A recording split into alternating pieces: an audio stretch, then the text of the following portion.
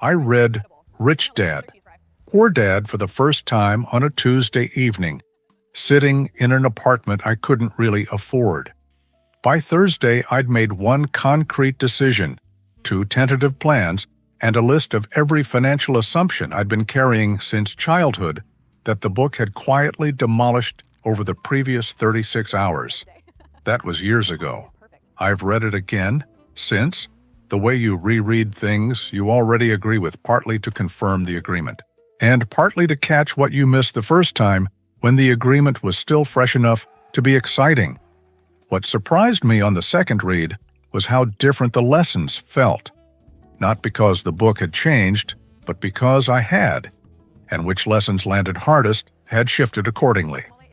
25 lessons, the ones that actually moved something in how I live, not the ones that sounded good in the margin notes. The first 5 lessons arrived before I'd finished the first third of the book. They arrived in the specific way that genuinely new ideas tend to arrive. Not as exciting revelations, but as quiet, slightly uncomfortable recognitions that something I'd been taking for granted as true might not be true in the way I'd assumed it was. Lesson 1. The goal isn't to earn money. The goal is to own things that earn money while you're busy doing other things. I'd grown up in a household where the implicit model was work hard, get paid, spend less than you earn, repeat. The book didn't say this was wrong exactly.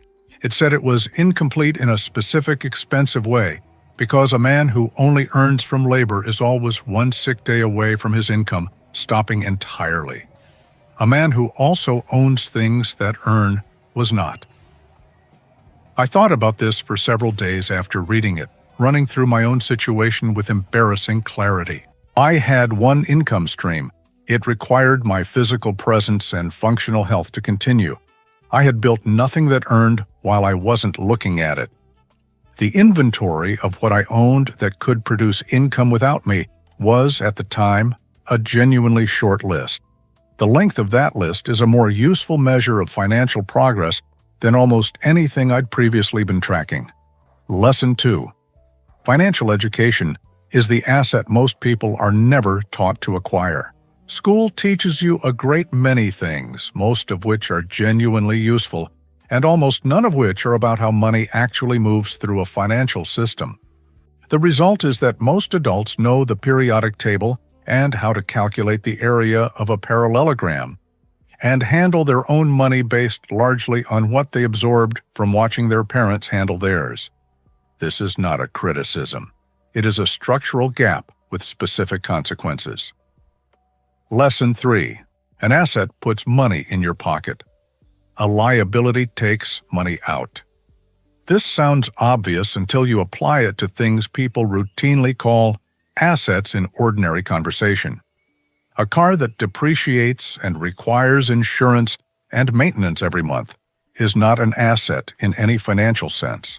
A house you live in, paying interest and taxes and upkeep while it sits, is not an asset in the way a property that generates rental income is an asset. The words were being used to mean different things, and the difference mattered considerably more than I'd been treating it. I had referred to my car as an asset in a conversation the week before reading this. I had also described it as an investment. The book politely and completely destroyed both of those characterizations, replacing them with the more accurate description: a depreciating object that costs money every month while providing transportation in return. Useful, not an asset. The distinction changed how I thought about every major purchase I'd made up to that point. Lesson 4. Income tends to expand expenses unless a decision is made in advance not to let it. Every time I'd ever received a raise or an unexpected sum of money, it had quietly evaporated into slightly upgraded versions of things I'd already been spending on. The cycle wasn't malicious. It was structural. The natural behavior of spending left without a specific counter-instruction. Lesson 5. Fear and greed run financial decisions at a far deeper level than most people acknowledge. The fear of not having enough drives people to take jobs they don't enjoy and keep them long past the point of productive returns. The greed that arrives when something appears to be going well drives decisions that ignore risk in ways that calm reflection would never allow. I recognized both in my own financial history, with a specificity that was moderately uncomfortable. The fear half I recognized immediately in a job I'd stayed at too long for reasons that had less to do with the work than with the salary. A salary that had less to do with my lifestyle than with a vague, anxious sense of what might happen if it disappeared. The greed half I recognized in a particular investment decision I'd made on a tip from someone at a party.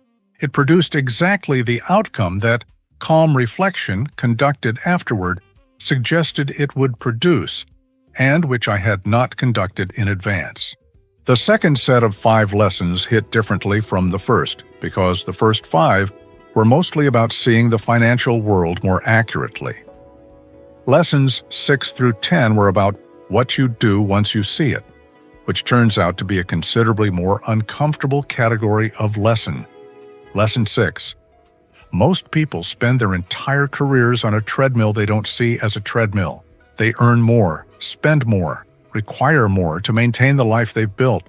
They find themselves, at 45, needing the next paycheck as urgently as they needed the first one at 22, despite earning multiples of what they earned then. The income grew. The dependence on it grew alongside it.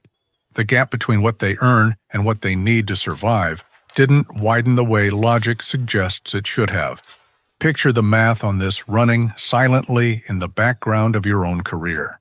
Every raise quietly absorbed into a car payment, a slightly nicer apartment, a slightly better version of a habit that already existed. Not recklessness, not failure, just the natural behavior of spending left to its own devices without a deliberate counter-instruction. The treadmill runs on a perfectly reasonable explanation at every individual step. I knew 3 people who fit this description precisely. I was, for a significant stretch of my own career, also one of them, which is the version of this lesson that took the longest to admit. Lesson 7. The real reason to work somewhere is not exclusively the paycheck. It's also the skill set, the network, the industry knowledge, and the managerial insight you're accumulating while being paid. A job is a paid education if you're extracting the education alongside the salary. It's just a salary if you're not.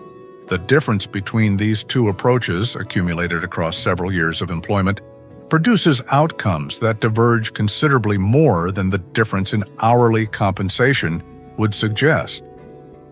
I spent 2 years in a role I found largely tedious for reasons that had nothing to do with the paycheck.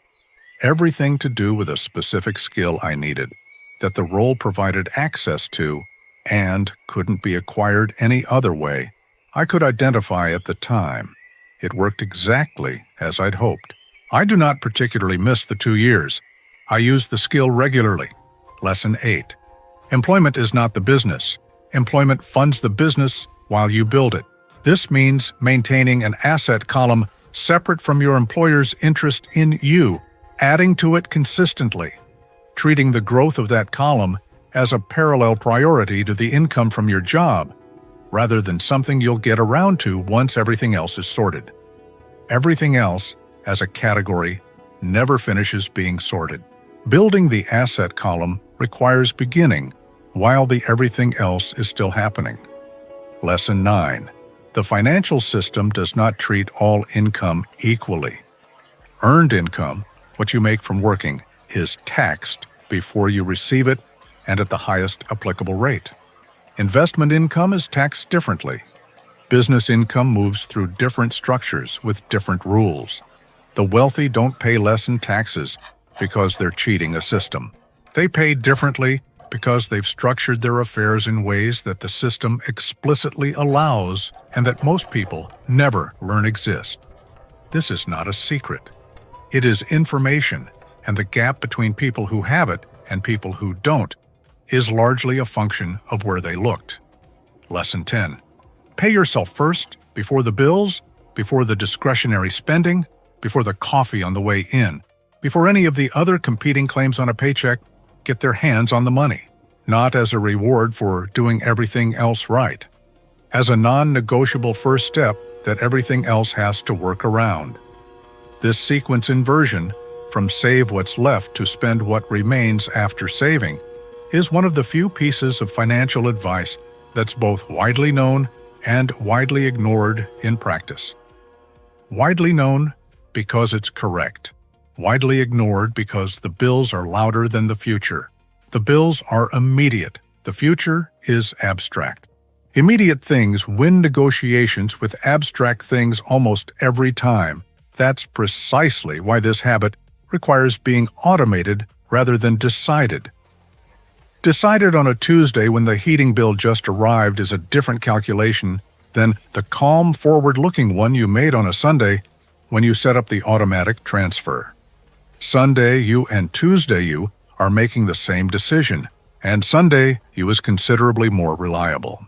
Lessons 11 through 15 were the hardest set for me to honestly absorb, not because they were complicated. Each of them required acknowledging something specific about the way I'd been operating that I'd previously preferred to frame as someone else's problem. Lesson 11. The combination of arrogance and ignorance is one of the more expensive mental states available. Arrogance alone is manageable because you can at least observe the pattern and correct for it. Ignorance alone is workable because recognizing it is usually all it takes to begin fixing it. Arrogance plus ignorance produces a man who doesn't know what he doesn't know and isn't looking for it, because looking for it would require acknowledging that something is missing, which the arrogance won't allow.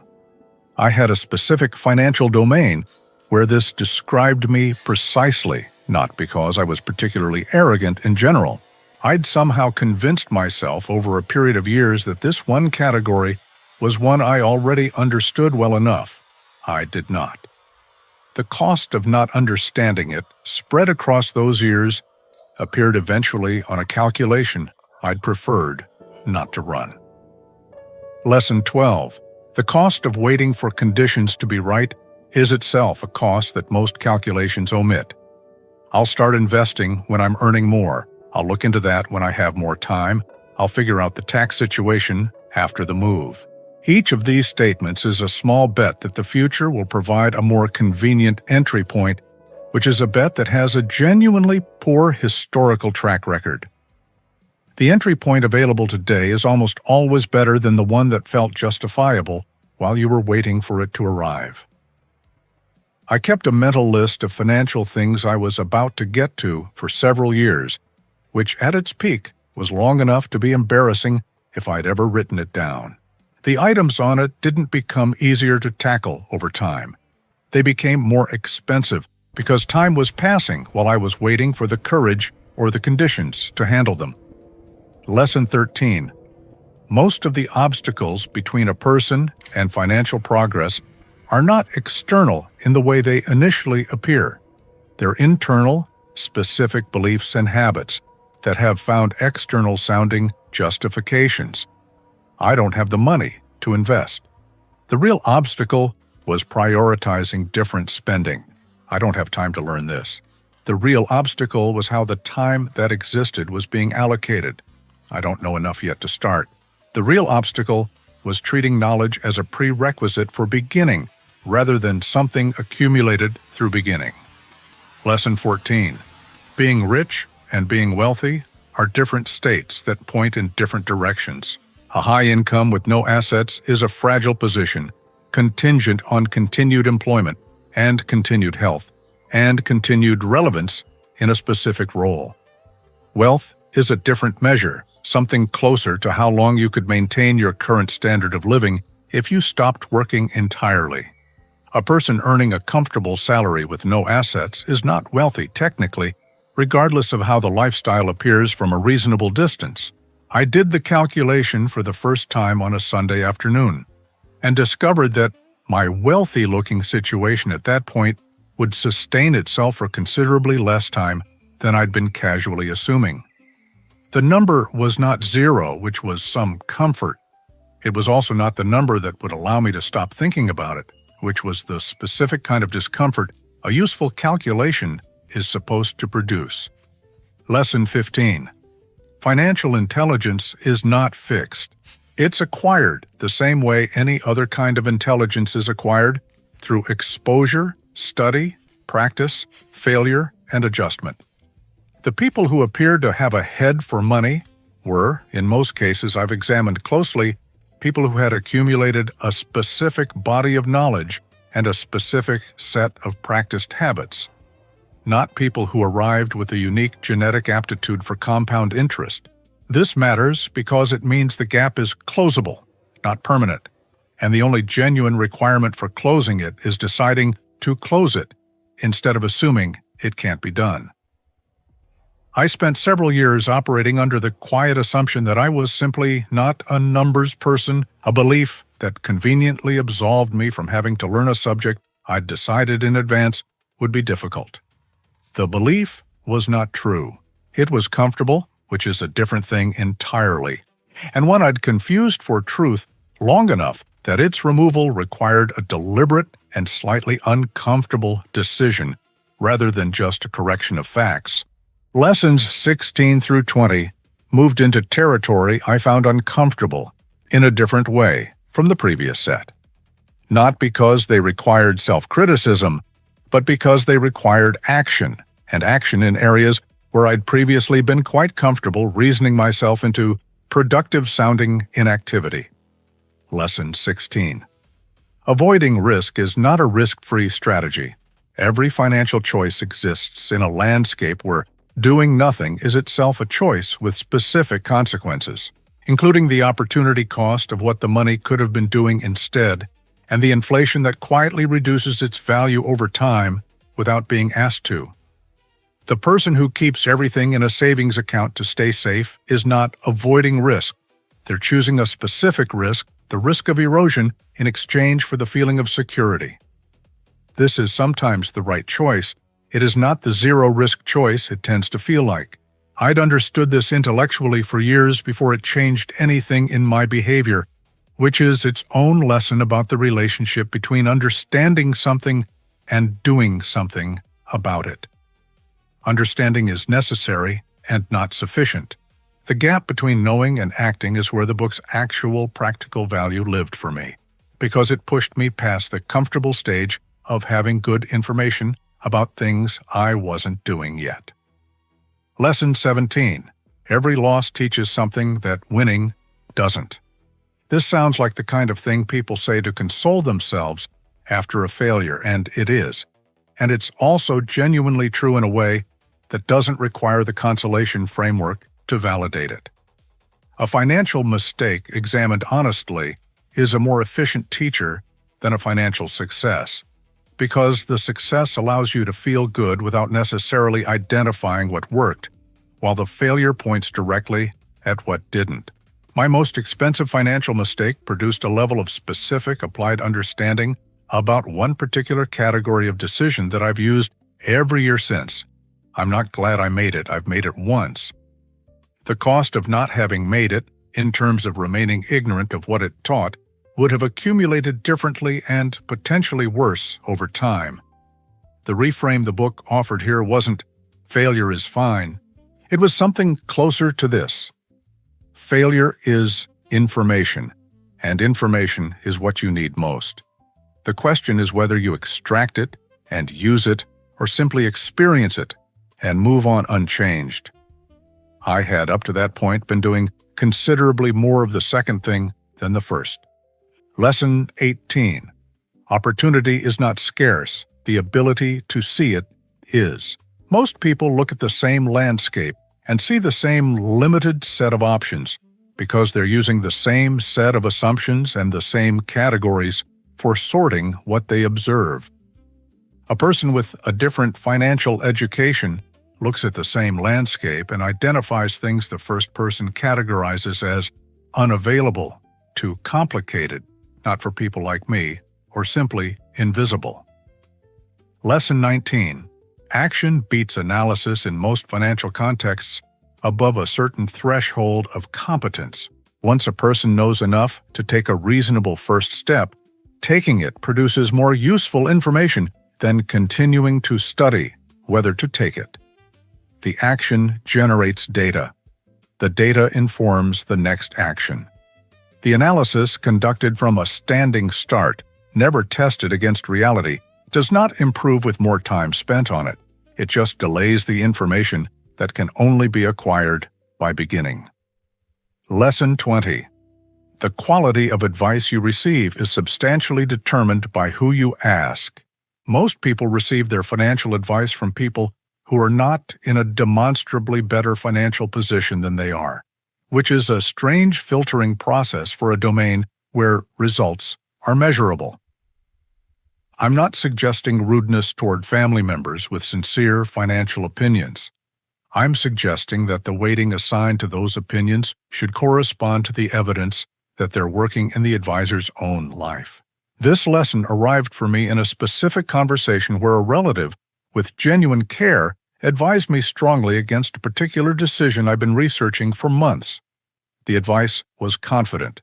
The person giving it had not made that kind of decision, had not researched it, and was operating from an intuition that had been formed in a different era of the financial landscape. The advice was given with love. I weighted it accordingly, which is to say not very heavily, and have since had no reason to revise that weighting. The final 5 lessons were the ones I didn't fully understand until I'd been practicing some version of the earlier ones long enough to have the perspective that understanding them actually requires. They're not harder, they're later, which is a different thing, and trying to absorb them out of sequence would have produced the same understanding a recipe produces if you read the last step before you've bought the ingredients. Lesson 21. Generosity and financial progress are not opposites. They're compatible at any income level, and the habit of giving, built early and maintained, does something specific to a person's relationship with money that no amount of accumulation produces on its own. The person who gives regularly treats money as something that flows through a life rather than something to be hoarded against an imagined future scarcity. This is a different mental model, and the mental model turns out to matter as much as the strategy. I was not a generous person with money in my 20s, for reasons I understood as prudence at the time and understand now as anxiety wearing a responsible-sounding costume. The shift required wasn't more money. It required a different assumption about what money was for. Lesson 22. The ultimate financial goal is not a salary. It's income that arrives without requiring your time.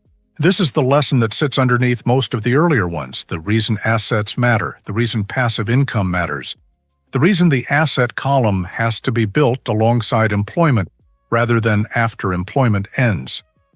A salary stops when the work stops.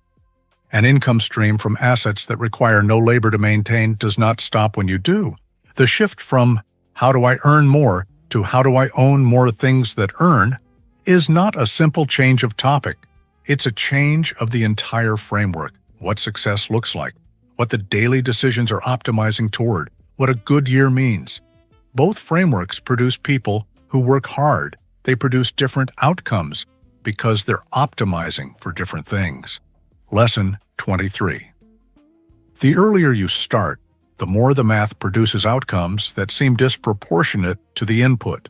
A modest sum invested at an early age, left untouched, produces a number at retirement that looks genuinely implausible against the original investment. The same sum invested a decade later produces a number that is still good and demonstrably smaller. The difference is entirely time, not intelligence, not strategy, not superior choices. Time doing compound arithmetic is one of the only genuine advantages in personal finance that doesn't require skill or luck to access. Picture 2 people making identical investment decisions over identical time periods, with the only difference being that one started a decade earlier. The later starting person would have to invest a considerably larger amount every year to produce the same ending number. The math doesn't care how smart you are or how carefully you optimized in the years you were waiting. It just runs longer for whoever started first. I did not start as early as I should have. Most people who have thought carefully about this did not start as early as they should have.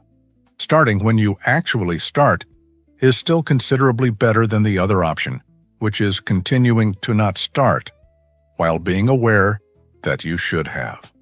Lesson 24.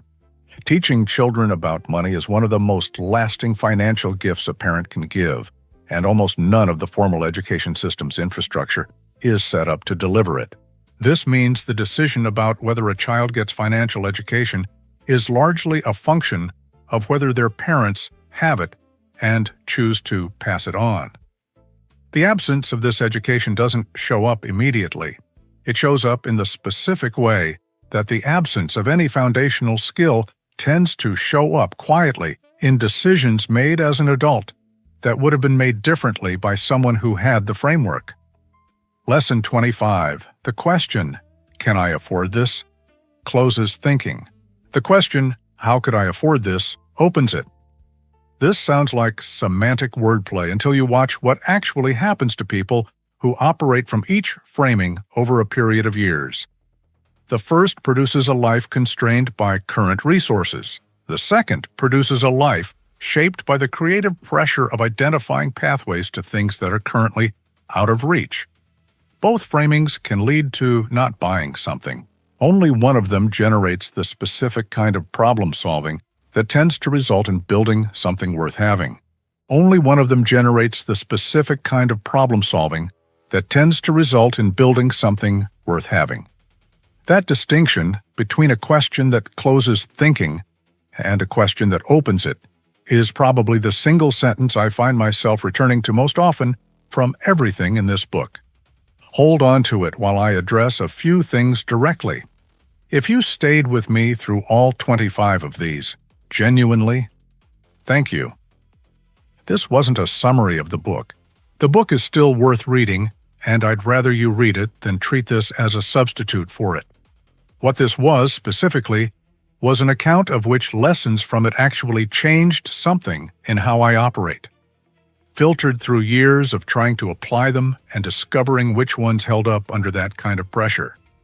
Subscribe to this channel if that distinction matters to you, because there's more of this kind of specific applied reflection coming.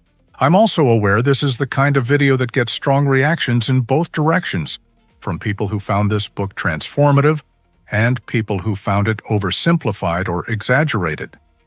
Both reactions are defensible, and neither one would have changed which 25 lessons I chose or how I described what they actually did to my thinking. The lessons are what they are. The book is what it is. My experience with both is mine, specifically. While you're here, tell me in the comments which of these 25 actually surprised you, and which one you've been sitting with since I mentioned it. I'm genuinely curious whether the asset versus liability lesson lands hardest for most people the way it did for me, or whether it's something further down the list.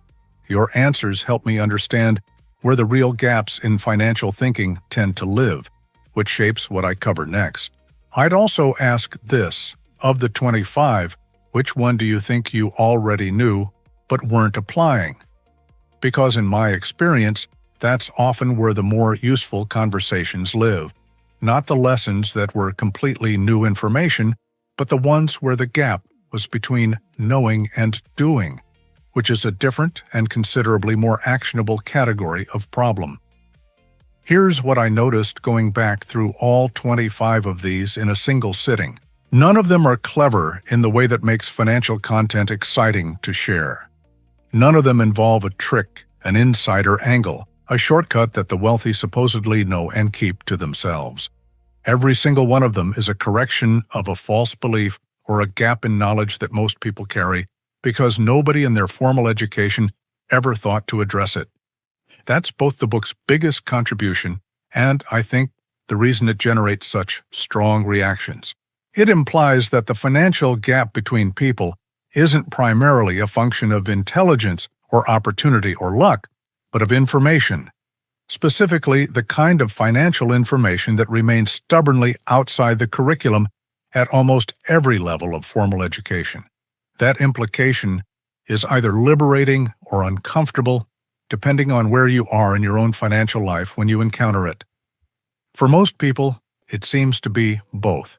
The controversy the book generates tends to target its presentation rather than its core ideas. The ideas themselves are mostly well-established financial principles, presented in a format accessible enough that a person with no financial background can finish the book in a few evenings. They come away with a meaningfully better map of the territory than they entered with. That outcome, reliably produced, is a more useful thing than a perfectly rigorous text that most people can't get through and won't apply. What I've found over years of watching people encounter this book is that the most important variable isn't whether they agree with every chapter. It's whether they keep going after the first few lessons start making them uncomfortable. The discomfort is the mechanism. It's the feeling of a map being replaced with a more accurate one, which temporarily makes the territory harder to navigate until the new map becomes familiar enough to use without effort. 25 lessons from one book, filtered through years of actually trying to live them. Not all of them survive that filter equally. The ones in this list are the ones that did. The ones that didn't are also instructive, but that's another video. That Tuesday evening apartment. I think about it sometimes, not with any particular nostalgia, mostly as a before photograph that helps the afterward look clearer by comparison. The apartment was fine. The financial assumptions running underneath my life at the time were not fine in the specific way this book eventually helped me see them for what they were. The most accurate description of what reading it changed is not that it gave me money or a plan or a method. It gave me a different set of questions, and different questions, it turns out, produce meaningfully different lives over a decade or two of asking them. 3 questions replaced 3 different things I used to ask instead. How can I afford this? Replaced, can I afford this? Does this put money in my pocket? Replaced, do I own this? And what is this actually costing me, including my time? Replace the comfortable shortcut of accepting the salary number as the whole story. Different questions, different decisions, different decade. I still live in a house. I still drive a truck. My financial life is not visually dramatic, which is, I've come to believe, one of the more reliable indicators that it's working the way it's supposed to. The people I know whose finances have gone demonstrably well tend to look remarkably ordinary from the outside. The people I know whose finances have gone demonstrably poorly tend, sometimes, to look more impressive from the outside. That's a fact about the relationship between appearance and financial health that the book addresses directly, and that I've observed firsthand more often than I'd have guessed. The most expensive-looking life I've personally witnessed at close range belonged to someone who was, quietly, in a state of financial fragility that would have been completely invisible to anyone who didn't know where to look. The most financially solid life I know belonged to someone who drove a car that was mildly embarrassing to be a passenger in. The book had an opinion about which of these was the wiser position. Having watched both lives continue to unfold over a decade, so do I.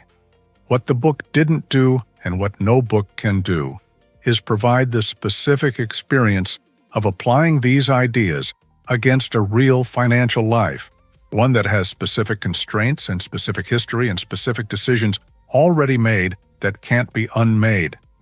That part required time, mistakes, adjustments, and a willingness to keep applying things that were working even when they were working slowly and invisibly, producing none of the dramatic feedback that tends to feel like evidence you're doing something right. I'm still doing several of the things the lessons pointed toward. Some of them are producing results that have become visible enough to be satisfying. Some of them are producing results that won't be visible for another decade and require a certain amount of trust to keep practicing in the absence of immediate feedback. That's the actual experience of applying this kind of material. It looks nothing like the version of wealth building that gets turned into a compelling short video. It looks like a lot of ordinary days making ordinary decisions in ways that will eventually, and only in hindsight, look like they added up to something. If any part of these 25 lessons is worth starting on tonight, do a few things before you go. Follow this channel, because there's more of this kind of specific, personal, occasionally unflattering reflection coming, built from actual experience rather than theory. Share this with someone who's been meaning to read this book for years and hasn't, or someone who read it and put it down halfway through and might benefit from a different angle on why the second half matters. Leave a comment telling me which of these 25 you're carrying with you tonight. And tell me what you want covered next, because that's genuinely how this channel gets built, one honest, applied, slightly overlong video at a time. I'll see you in the next one.